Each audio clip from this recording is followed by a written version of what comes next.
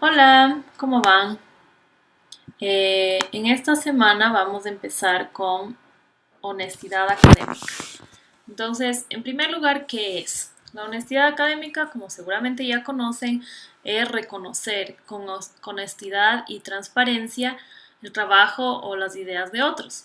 Nada más que eso. Es simplemente reconocer siempre cuando uno toma ideas o trabajos de otros. Entonces uno puede decir, bueno, eso parece simple, eh, tal vez no es tan importante, se conoce de muchos estudiantes que copian o plagian y no les parece nada muy grave. Yo les quisiera convencer que sí es algo muy grave, que tiene serias implicaciones para nosotros mismos, o sea, para los estudiantes, para los profesores, para las universidades y para la sociedad. Es algo muy grave. ¿Por qué? Eh, o sea, ¿para qué sirve esto de la honestidad académica? O sea, primero, si es que tú descubres algo, escribes un libro o tienes una idea, quisieras que reconozcan tu logro, tu trabajo, lo que tú hiciste, y que no pase que alguien más se tome esa idea y diga, es mía. Por otro lado, si es que todos saben cómo te comportas, o sea, tus compañeros o tal vez la universidad, los profesores se pueden llegar a enterar si es que copias o plagias. Y esas otras personas ya nunca más podrían confiar en ti, es un tema de confianza. Eh, y te dará paz mental. Siempre uno puede sentirse bien de saber que hizo lo correcto y no sentirse como angustiado, un poco estresado de a ver si alguien se entera que uno copió, plagió o no fue honesto en temas académicos. Otra razón es, en general, en el conocimiento, cuando uno hace una investigación, debe leer y buscar todo lo que ya existe sobre ese tema para no repetir y repetir lo que ya se ha investigado, sino más bien avanzar, avanzar en la investigación, en el conocimiento humano. Por eso también es importante no reinventar el agua tibia, como dicen, sino basarse en lo que ya existe e ir más allá. Otro ejemplo, otra razón que puede ser tan importante la honestidad académica, les doy un ejemplo.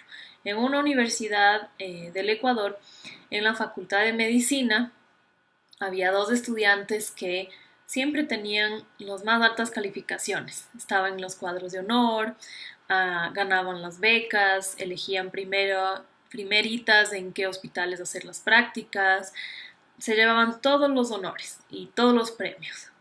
Pero todos los compañeros sabían que ellas copiaban. En todos los exámenes ellas copiaban. Y estas personas son ahora doctoras que recetan medicina o operan o tratan con temas de vida o muerte. Entonces, ¿eso les parece justo que estas personas que copiaban en los exámenes y plagiaban tengan todos esos honores y esos méritos? ¿Y les parece justo que esas personas ahora sean tal vez sus doctoras o estén operando a un ser querido? ¿Las contrataran? ¿Las recomendaran? Es algo grave, sí es algo grave el copiar, pareciera que no, pero es algo grave. Les doy otro ejemplo. Yo daba clases de inglés muchísimos años y en uno de los últimos niveles, digamos, cuando ya supuestamente ya sabían muy bien inglés y estaban aprendiendo algunas cosas más avanzadas, el primer día, en los primeros 10 minutos, hice alguna actividad y me di cuenta que una de las estudiantes no me entendía y no hablaba nada, estando en último nivel. Entonces, bueno, yo seguí y seguía confirmando mis sospechas de que en verdad no entendía nada. Y al final del día ella se me acercó, era una chica de 17 años y decía que la mamá le había obligado a ir a las clases de inglés desde hace como 2 años. Le obligaba y que ella odiaba. Entonces, como en rebelión, había decidido que no iba a estudiar, entonces pasaba ahí sentada y el rato de las pruebas copiaba. Tenía una polla o no sé quién le ayudaba. Bueno, la cosa es que copiaba en los exámenes y no sabía nada. Y ella misma empezó a llorar y decía, ay, es que me da ahora vergüenza porque yo veo que no puedo hablar y bueno, se sentía muy mal. La pobre chica, no sé cómo pasó tantos niveles sin que nadie se dé cuenta, pero Así fue. Entonces, uno mismo como estudiante se hace daño. Obviamente que esto es extremo, pero si es que uno, por ejemplo, entrega un ensayo que no escribió o que no escribió completo, de ahí el profesor le puede dar retroalimentación, le puede decir, mira, la próxima puedes mejorar aquí, hacer esto mejor, y resulta que ni siquiera lo escribió. Entonces, ¿de qué le sirve? Bueno, otro ejemplo. Yo daba clases de inglés igual como tutora a algunos niños como en la tarde. Entonces tenía un niño de unos 11 años que era estudiante mío y yo le ayudaba con los deberes. Entonces llegaba y decía, tengo que hacer una consulta. ¿Ya? ¿Y qué tienes que hacer? Tengo que consultar sobre, no me acuerdo, la célula, alguna cosa. Entonces el niño, ¿qué hacía? Prendía la computadora, ponía Google, tipeaba célula, abría la primera página, Wikipedia seguramente, en la mayoría de casos abría la página, copiaba el texto e imprimía y guardaba en su carpeta. Y ya estaba. Digo, pero no tienes que leer siquiera para saber de qué se trata. Nah. Hacer un resumen, poner tus ideas. Nah. Entonces eso era el deber. Buscar algo en internet e imprimir. Y muchas veces vi eso después. Esa fue la primera vez que me sorprendió tanto, pero de ahí lo vi centenares de millares de veces. Entonces, o estudiantes que copian todo un texto, lo pegan ahí y lo ponen como suyo, o sea, ni siquiera ponen de dónde lo obtuvieron, no ponen o sea, tampoco citan la fuente, tampoco dicen eso es de Wikipedia, sino lo presentan como su deber. ¿Y eso a qué lleva? ¿Qué aprendió ese niño? ¿Qué aprendió? Nada, o sea, aprendió que se puede sacar información de internet, imprimir y darle a la profesora porque eso es lo que quiere. No aprendió nada, nada. Entonces, ¿cómo se entiende así el aprendizaje? ¿Cómo se entiende así eh, el conocimiento? O sea, el conocimiento es algo que está en internet que uno imprime, o el conocimiento está en un libro que el profesor dicta y uno copia en el cuaderno, de ahí llega la prueba y uno copia en la prueba. ¿Qué es realmente el aprendizaje? Si es que uno hace como estudiante, simplemente copia o imprime y no lee, entonces pierde. Pero tampoco el profesor debería asignar ese tipo de deberes o tareas, ¿verdad? Entonces ese es un tema que nos pone a pensar como educadores, no solo como estudiantes, sino como educadores. Cuando ustedes sean alguna vez profesores o si ya son, tal vez nunca van a ser, pero si es que en algún momento ustedes quieren dar clases, póngase a pensar un segundo sobre las tareas que asignan, qué es lo que van a llevar al estudiante a hacer. ¿Será que puede solo copiar y pegar o si tiene que de algo hacer, algo pensar, algo reflexionar, algo tratar de aprender o de construir? Bueno, entonces eso es básicamente por qué es tan importante la honestidad académica. Algunas razones. Seguramente ustedes pueden pensar en otras, pero hasta ahí. Entonces les estoy tratando de convencer de que siempre sean honestos académicamente, es decir, no plagien, no copien, no utilicen ideas de otros sin citar, etc. Y ya saben que la universidad específicamente en la USFQ es de alto rigor académico y tienen que siempre demostrar honestidad académica. Si no, pueden ser sancionados o incluso expulsados, aunque sea por error. Ahí está la clave. Ustedes tienen que informarse bien. Es como la ley. No puedo decir, es que no sabía que no le podía matar porque no leí la ley. Qué pena. Igual tenías que haber sabido. Entonces, aquí es lo mismo. Ustedes tienen que leer el manual de estudiante, tienen que informarse, tienen que preguntar, le pueden preguntar a Paulina Rodríguez, pero no pueden plagiar. Y aunque fuera por accidente, igual los van a expulsar. Entonces, lo pueden ver como algo feo, como algo terrible, pero imagínense más bien si la universidad no exigiera eso. Imagínense que se gradúan y luego su título no vale nada porque todas las instituciones dicen, no, es que ya sabemos que en esa universidad solo copian, se van a la página, copian el ensayo y entregan. Entonces el título, sus estudios no tuvieran ningún valor. Entonces más bien este tipo de prácticas es la que dan valor a lo que ustedes están haciendo. En este caso nosotros vamos a aprender más sobre APA. Seguramente ustedes ya conocen algo, pero como es un curso de primer año, es una introducción a APA para los que no lo conocen todavía. ¿Qué es el famoso APA? Es del American Psychological Association, APA, y ellos definieron un formato para citar y reconocer las ideas de otros. ¿Y por qué? ¿Para qué un formato?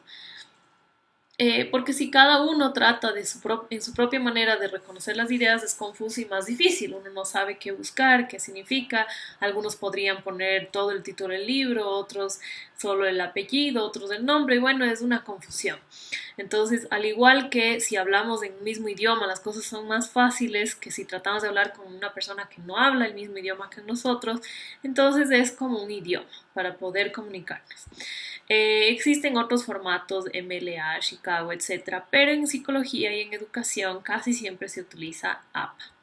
Entonces les conviene aprender bien este formato y que se vuelva algo tan automático como ustedes para escribir mamá. O sea, que no lo tengan que pensar, que ustedes cada vez que escriben algo, citan en APA, ya saben cómo y no es un dolor de cabeza. Es bien fácil. A mí ya me resulta así, así de fácil como escribir en general.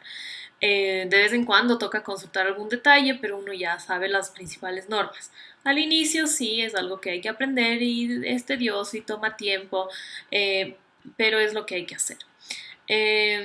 Entonces eso les va a servir no solo para la universidad ahora, sino si es que quieren seguir otros cursos, maestrías, conseguir becas, si es que quieren publicar textos, siempre les va a servir.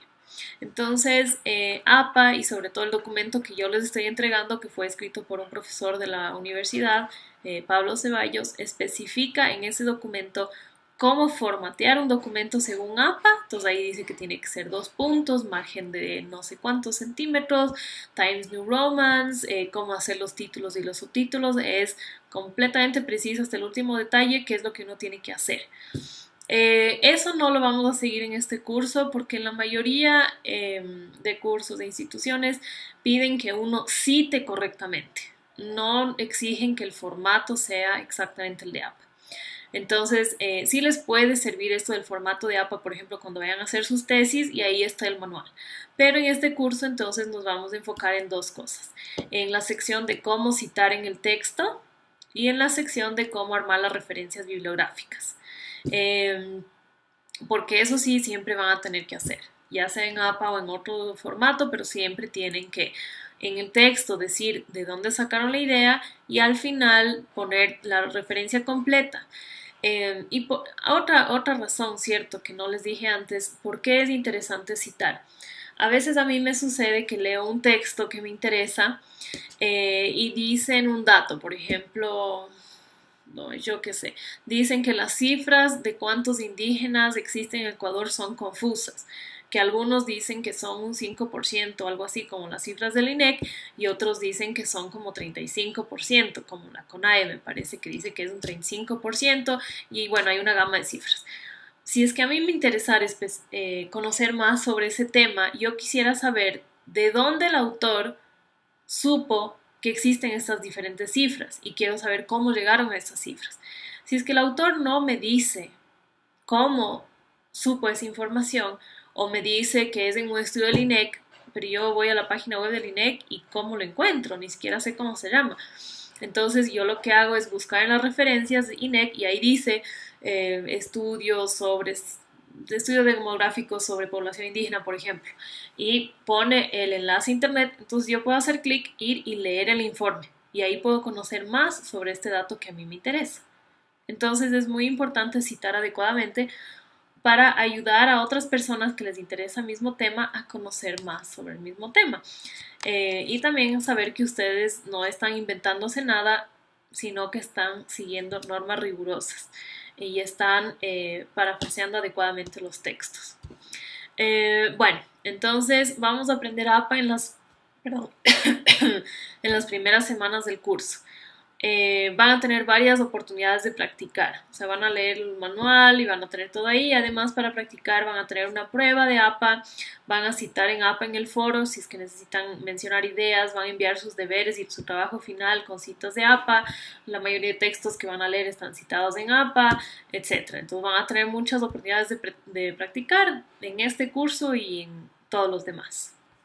Cualquier pregunta, ya saben, me pueden escribir un correo.